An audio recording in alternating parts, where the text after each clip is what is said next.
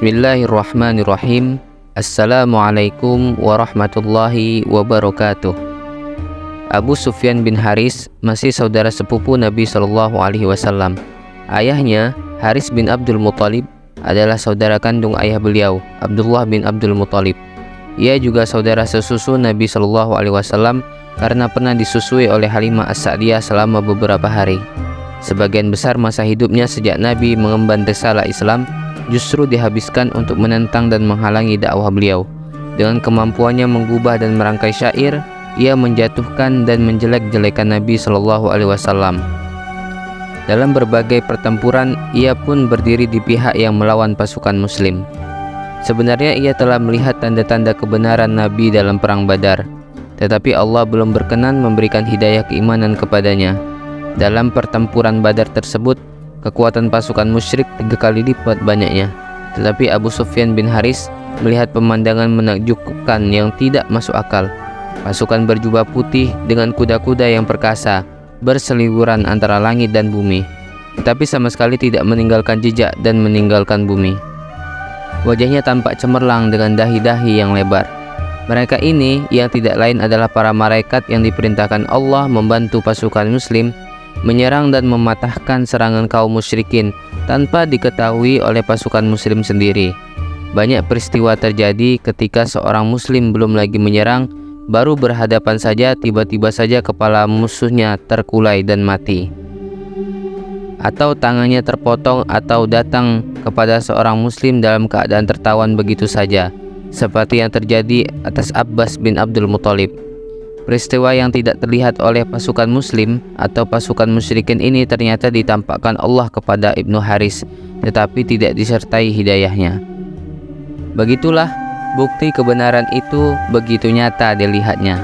Tetapi Abu Sufyan bin Haris tetap menjadi tulang punggung kaum Quraisy dan sekutu musyriknya dalam memerangi dan menghalangi dakwah Nabi SAW, baik dengan syair-syairnya atau dengan pedangnya yang dihunus dalam berbagai peperangan. Bahkan ketika saudara-saudaranya Naufal, Rabi'ah, dan Abdullah bin Haris memeluk Islam, ia tetap saja kokoh dengan pendiriannya. Tak heran jika Nabi SAW sempat menolak menemuinya ketika ia berniat memeluk Islam menjelang terjadinya Fathu Mekah. Setelah 20 tahun berlalu, hidayah Allah datang juga menyapanya. Pada saat yang hampir bersamaan ketika Nabi SAW menggerakkan pasukan menuju Mekah, ia juga menggerakkan kakinya menuju Madinah untuk berbaiat memeluk agama Islam.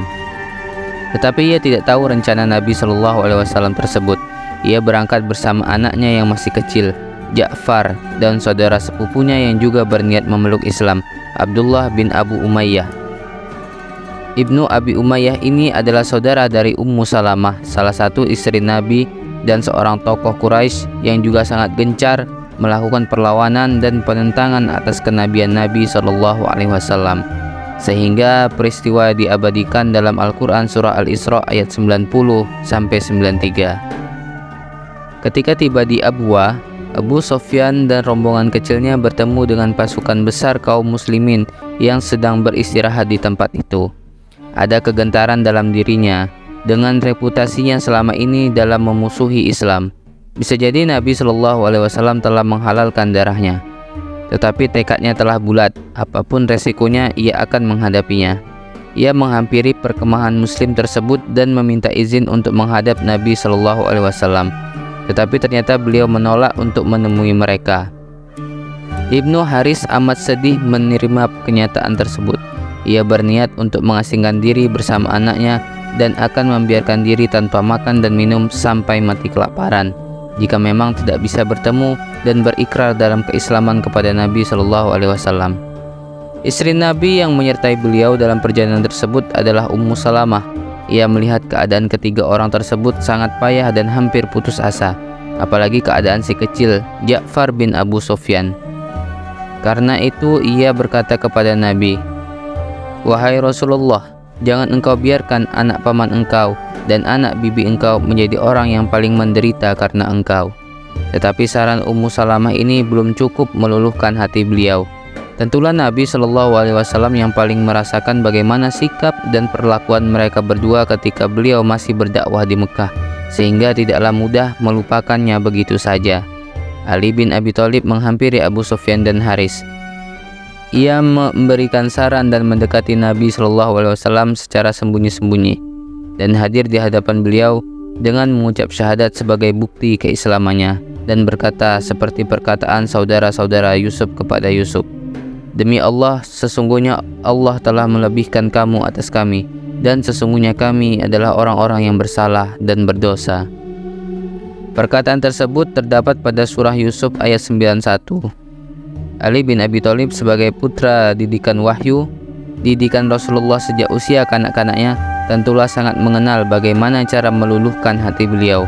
Dan ketika saran ini dilakukan oleh Ibnu Haris dan Ibnu Abi Umayyah, Nabi Shallallahu Alaihi Wasallam mengerling sekilas pada Ali, kemudian dengan gembira menyambut keislaman keduanya, dan beliau bersabda seperti ucapan Nabi Yusuf dalam surah Yusuf ayat 92. Pada hari itu tidak ada celaan terhadap kalian, mudah-mudahan Allah mengampuni dosa-dosa kalian, dan sesungguhnya Dia Maha Penyayang di antara para penyayang. Abu Sufyan sangat gembira dengan ucapan Nabi Shallallahu Alaihi Wasallam. Secara spontan ia menggubah syair untuk memuji keluhuran akhlak beliau, sekaligus mengungkapkan penyesalannya atas jalan salah yang telah dilaluinya selama hampir 20 tahun lamanya. Nabi Shallallahu Alaihi Wasallam amat gembira dengan gubahan syair tersebut.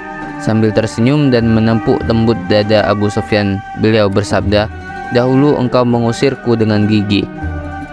Nabi Shallallahu Alaihi Wasallam memerintahkan Ali bin Abi Thalib untuk mengajarkan Abu Sufyan cara wudhu, sholat, dan berbagai ibadah lainnya, sehingga akhirnya ia menjadi seorang muslim yang baik. Sejak saat itu Abu Sufyan tidak berani menatap wajah Rasulullah berlama-lama karena rasa malu. Ia lebih banyak menundukkan mukanya. Namun demikian, Nabi sangat mencintainya dan memberikan kesaksian bahwa ia akan masuk surga. Beliau sering berkata tentang dirinya, "Aku sangat berharap dia akan menyusul Hamzah." Dalam perang Hunain yang terjadi tidak lama setelah terjadinya Fathu Mekah, pasukan muslim sempat kocar-kacir pada awalnya. Bahkan jiwa Rasulullah terancam bahaya. Akhirnya beliau berhasil menghimpun kekuatan kembali dengan orang-orang Ansor sebagai pilar utamanya dan memukul balik pasukan musuh sehingga memperoleh kemenangan yang gemilang. Dalam proses yang begitu panjang, dari kekalahan hingga berbalik menjadi kemenangan, kendali tunggangan Rasulullah dipegang dan dikontrol dengan baiknya sehingga beliau sukses memberikan komando yang menentukan kemenangan tersebut. Hanya anehnya, lelaki pemegang kendali tersebut tidak pernah menampakkan wajah dan tatapannya kepada beliau. Ketika suasana telah tenang dan pasukan musuh telah terusir pergi, Nabi berusaha mengenali siapa laki-laki misterius tersebut. Dan setelah menatap berlama-lama, beliau berkata, "Siapa ini?" "Oh, saudaraku Abu Sufyan bin Haris." Sangat pendek ucapan beliau, tetapi kata saudaraku yang diucapkan Nabi Shallallahu Alaihi Wasallam laksana air sejuk yang disiramkan ke dalam hatinya kala kegersangan melanda. Masih jelas terbayang semua sikap permusuhan yang dilakukannya kepada beliau selama 20 tahun. Masih juga lekat dalam ingatan penolakan beliau untuk menemuinya ketika di Abuah. Tetapi tiba-tiba saja beliau menyebutnya sebagai saudaraku. Kegembiraan dan kebahagiaan yang menyebabkan air matanya mengalir dengan deras karena rasa haru yang tidak tertahankan. Ia mencium dan meratapi kedua kaki Nabi Shallallahu Alaihi Wasallam, bahkan ia mencucinya dengan air mata. Abu Sufyan bin Haris menghabiskan sisa waktu bersama Rasulullah dengan ibadah demi ibadah, seolah ingin menebus ketertinggalannya selama 20 tahun. Dan ketika Nabi wafat terlebih dahulu, ruhnya seolah memberontak untuk segera keluar menyusul kesayangan dan kekasihnya tersebut. Suatu ketika ia menggali lubang kuburan di Baqi, padahal saat itu tidak ada seorang pun yang meninggal. Mereka yang merasa aneh dengan apa yang dilakukannya menanyakan hal tersebut. Abu Sufyan berkata, "Aku sedang menyiapkan kuburku." 3 hari kemudian ia terbaring sakit dan makin melemah hingga orang-orang menangisinya. Tetapi tampak sekali kepuasan dan ketentraman di hatinya yang tampil di wajahnya. Ia berkata, "Janganlah kalian menangisiku. Sesungguhnya sejak memeluk Islam, tidak sedikit pun aku berlumuran dosa." Tak lama kemudian wajahnya terkulai dan ruhnya melayang menuju kekasihnya yang dirindukannya, yaitu Nabi Shallallahu Alaihi Wasallam. Orang-orang pun memakamkannya pada liang lahat yang telah dia persiapkan sendiri. Wallahu a'lam bishawab.